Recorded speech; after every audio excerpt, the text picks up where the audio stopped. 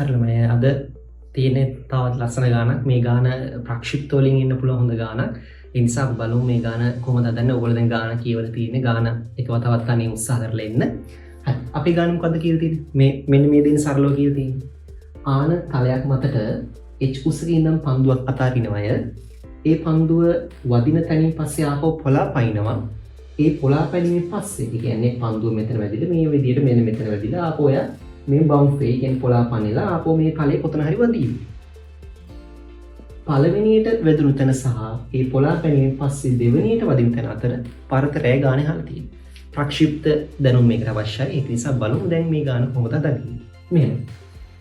ළමයි අංක එක අපි ඉස්සෙල්ලා අඳුරගමු මේකේ පතේ මොන වගේ චලිතයක් දක්වන්න කියලා.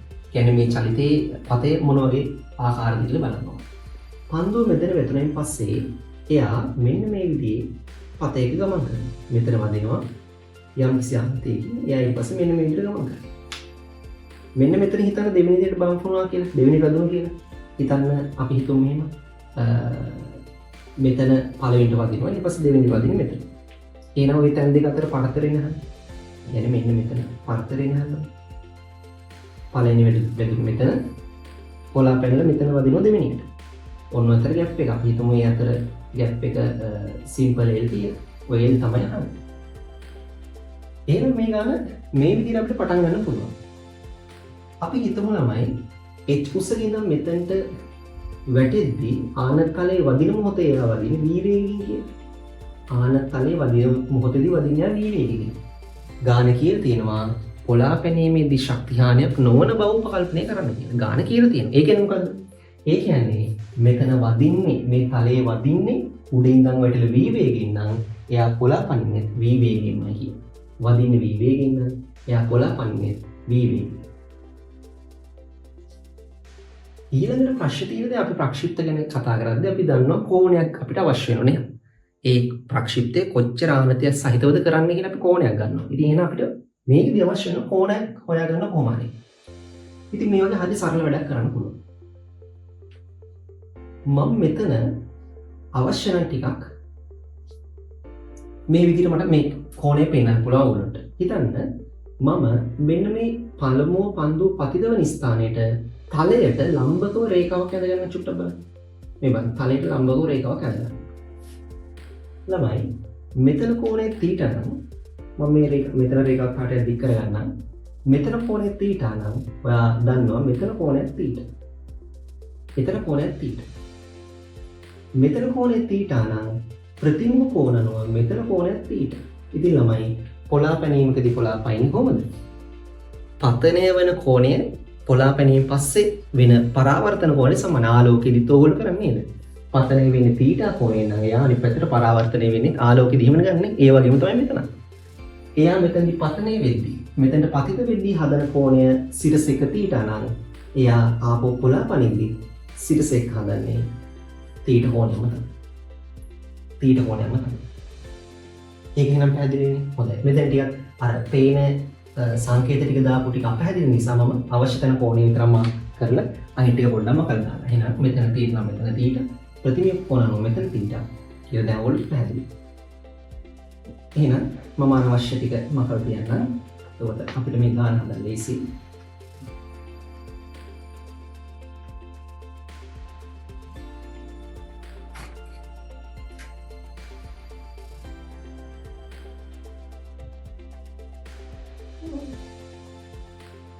මම කිව්වා පතිත වෙද්දි වේගය v නම් එයා පොළා පනිද්දිත් වේගය v මොකද ශක්ති හානියක් නිසා.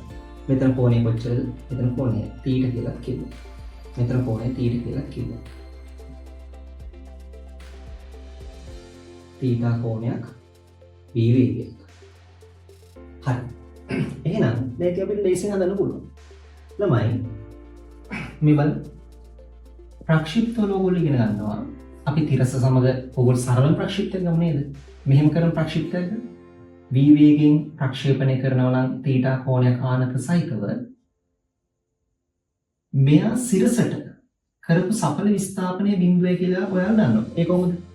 පන්දුව වෙලා තියෙන්නේ මෙහෙම ඉහළ ගිහිල්ලා නේද? පන්දුව මෙහෙම ඉහළ ගිහිල්ලා නැවතත් ඒ මට්ටමටම වැටිලා තියෙන්නේ. ඒකයින් තමයි. හැබැයි සලකන්නේ මම මොන දිශාවටද? සිරස් ඉහළට.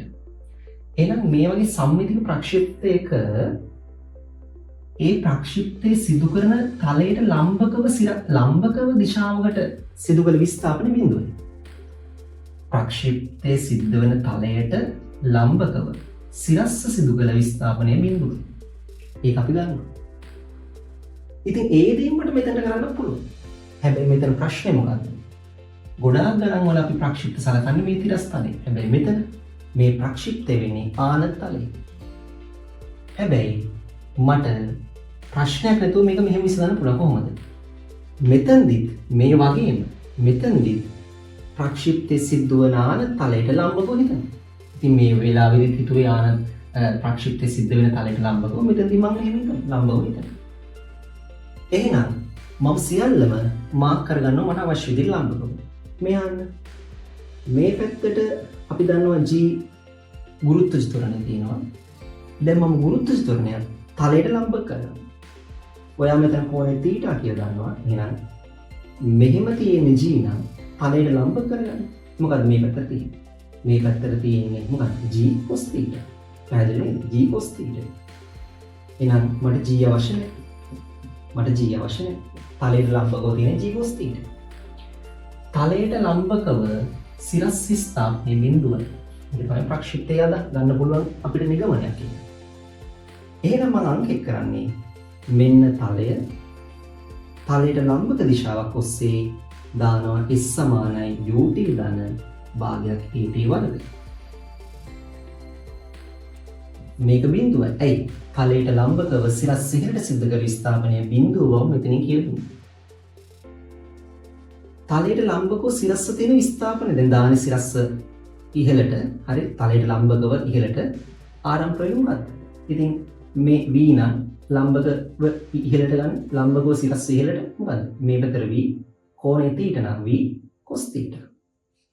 v cos θ. v cos θ.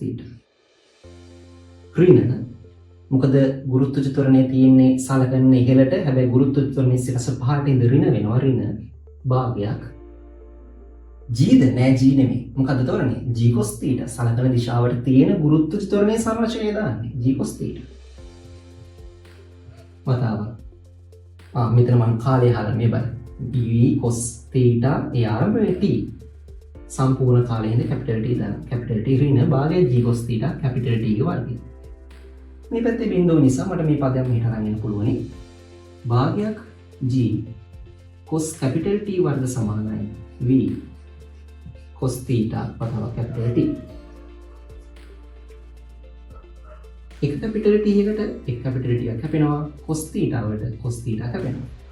එහෙනම් මට T හොයාගන්න හැකි. ඒ කියන්නේ මුළු ප්‍රක්ෂිප්තය සඳහාම ගත වන කාලය කොහොමද ගන්නේ? T සමාන වෙන්න ඕනේ දෙවාරයක් v මේ දෙක මුල කරන්න දෙවාරයක් v බෙදීම g නේද? දෙවාරයක් v බෙදීම g. හරි නේද? දෙවාරයක් v cos t cos 3 වුණා. එක t එකක් ඉතිරි g මෙහෙට බෙදුවා. ඔන්න එහෙනම් t සඳහා මම ප්‍රකාශනයක් ගත්තා. ඒ කියන්නේ මෙයා තලයේ සිද්ධ වෙන මුළු ප්‍රක්ෂිප්තය සඳහා මම ඔන්න අරගෙන තියෙන්නේ. ඊළඟට මොකද කරන්න පුළුවන්? ඊළඟට ඉතින් අහන්නේ මගෙන් මෙතන සහ මෙතන නේද? ඒ කියන්නේ ප්‍රක්ෂිප්තයේ තිරස් පරාසය. එහෙනම් ප්‍රක්ෂිප්තයේ තිරස් පරාසය ගන්න දැන් ඕගොල්ලෝ කෙටි ක්‍රමයක් නෙමෙයි පන්තිවල උගන්වන්නේ මෙන්න මේ විදිහට. දැන් හැම පන්තිය වගේ උගන්වන්නේ මෙහෙම තලයට සිද්ධ වෙන ප්‍රක්ෂිප්තන. ඒ වෙලෙදී නම් ඔයා ටක් ගාලා තිරස් පරාසය ගන්න කිව්ව ගමන් S සමාන ut දානවා නිකම්ම. හැබැයි එහෙම බෑ මෙතන. මෙතනදී එහෙම බෑ. මේක ළමයි ආන තලයේ සලකන්නේ. මේ වගේ තලයක තිරසට කිසිම තොරණයක් නැහැ. තිරසට තොරණේ බිඳුව මේ වගේ තලයක. හැබැයි මෙතන එහෙම නැහැ. මේ බලන්න. මේ පැත්තට තොරණයක් තියෙනවා මොකද්ද? G cos θ මෙහෙට නම් මේ පැත්තට මොන සංරචකය තියෙන්නේ? මේ පැත්තට තියෙනවා G sin θ කියලා තොරණේ සංරචකයක්. ඒකින්ද තිරස් පරාස හොයන්න S සමාන ut දාන්න බෑ. මොකද මේ පැත්තට තොරණේ සංරචකයක් එනවා. එහෙනම් මට ඒ දිශාවට දාන්න වෙන්නේ S සමානයි ut ධන භාගයක් at වර්ගය. ඇයි ඒකට හේතුව තේරුම් ගන්න. ඒකට හේතුව තොරණයක් තියෙනවා ආන තලයේ දිශාවට පහළට. ආන තලයේ පහළට තියෙනවා. ඉතින් මේ පැත්තට තියෙන s මොකද්ද? මෙතන ඉඳන් මෙතන s. ඒක තමයි l. ඒක තමයි මම හොයන්නේ. l සමානයි u. මේ පැත්තට තියෙන මොකද්ද? මේ පැත්තට v cos θ මේ පැත්තට v sin θ. v sin θ තව capital T. මුළු ප්‍රක්ෂේප සඳහා ගත කරන capital T. ඒක මම හොයාගත්තා. දෙවාරයක් v බෙදීම g. ධන ඇයි ධන වෙන්නේ? සලකන දිශාවටමයි තොරණයක් තියෙන්නේ. භාගයක් මේ හොඳ ගානක් ඉතින් ටිකක් අර අමාරු ගතියක් දැනෙන්න පුළුවන් ඒ උත්සාහ කරන්න පුළුවන් තරම් මේක තේරුම් ගන්න. භාගයක්. හරි. අනිත් එක ළමයි දැන් ඕගොල්ලෝ මේ ගාන ඇතුලින් සිද්ධාන්ත ඉගෙන ගන්න එක කරන්න බැරි වෙනවා. දැන් ගොඩක් ළමයි හිතනවා ගාන ඇතුලින් සිද්ධාන්ත ඉගෙන ගන්න බෑ. ඕගොල්ලෝ සිද්ධාන්ත පුහුණු කරලා තියෙනවා නේද?